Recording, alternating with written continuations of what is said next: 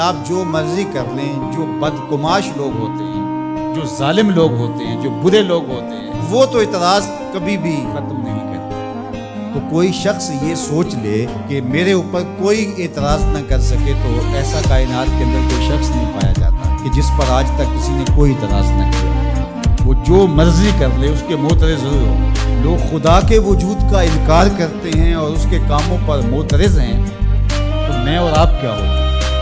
ہم نے یہ دیکھنا ہوتا ہے کہ ہم جس سمت جا رہے ہیں وہ سمت درست ہے، اس میں ہمارا نفس شامل تو نہیں ہے، ہماری خواہشات، ہماری آرزویں، ہماری تمنائیں، انہوں نے ہمیں غلام تو نہیں بنا لیا ہوا۔ ہم جب اپنے رخ کو دل و جان سے سیدھا تصور کرتے ہیں اور اللہ کی توفیق سے وہ سیدھا ہوتا ہے، تو پھر سارا زمانہ بھی ہمیں ملامت کرے تو ہمیں اس کی کوئی پرواہ نہیں ہونی چاہیے۔ اور یہ آرزو کہ کوئی میری بات پہ معترض نہ ہو، ہاں آپ کو یہ ضرور کرنا چاہیے کہ آپ خام خواہ اپنے آپ کو اعتراض اور ملامت کی جگہ پہ نہ کھڑا کریں۔ کچھ لوگوں کو یہ بھی بڑا شوق ہوتا ہے کہ خام خواہ جو ہے وہ ایسا کام کرتے ہیں جس سے بہت سارے لوگوں کو اعتراض ہوتا ہے اور لوگ ملامت کی جگہ پہ اس کو کھڑا کرتے ہیں۔ اتقوا مواضع التہم، میرے حضور علیہ السلام نے ارشاد فرمایا کہ تہمت کے لگنے کی جگہ سے بھی بچو۔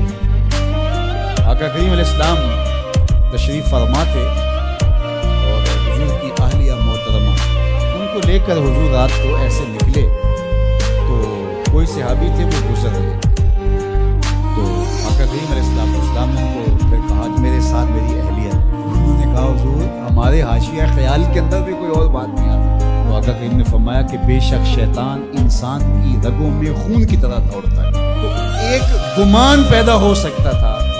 حضور نے اس گمان کی بھی تردید کی۔ حضور نے صحابہ کو یہ سبق دیا کہ تم لوگوں کو اپنے اوپر اعتراض کا موقع نہ دو، لیکن کچھ چیزیں ایسی ہوتی ہیں کہ لوگ خامخواہ اعتراض کرتے ہیں، تو اللہ نے اس پر ارشاد فرمایا الا الذین ظلموا منہم، جو ظالم ہے آپ جو مرضی کر لیں وہ کبھی بھی اعتراض کی زبان کھولنے سے باز نہیں آئیں گے۔ جہاں تک لوگوں کی بات ہے تو آپ ان کی بات سے بچ نہیں سکتے، لیکن آپ نے یہ دیکھنا ہے کہ میں کہاں کھڑا ہوں، اور امکان یہی ہو کہ میرے اوپر کسی کی انگلی نہ اٹھنے پائے، میں خام خواہ لوگوں کی بدگمانی کی وجہ نہ بنے۔ لیکن ظالم، متشدد، سخت مزاج اور حسد، بغض اور کینہ رکھنے والے لوگ، ان سے آپ نہیں بچ سکتے۔ جب پیغمبر، رسول، نبی، حتیٰ کہ آپ نے سنا کہ انہوں نے کہا کہ ہمارا جبریل سے بھی اختلاف، کبھی ایسا بھی ہوا ہے کہ کسی نے فرشتوں سے بھی جو ہے لڑائی لے لی ہو، تو انہوں نے کہا نہیں ہمارا میکائیل سے سیٹنگ ہے لیکن جبریل سے ہمارا اختلاف۔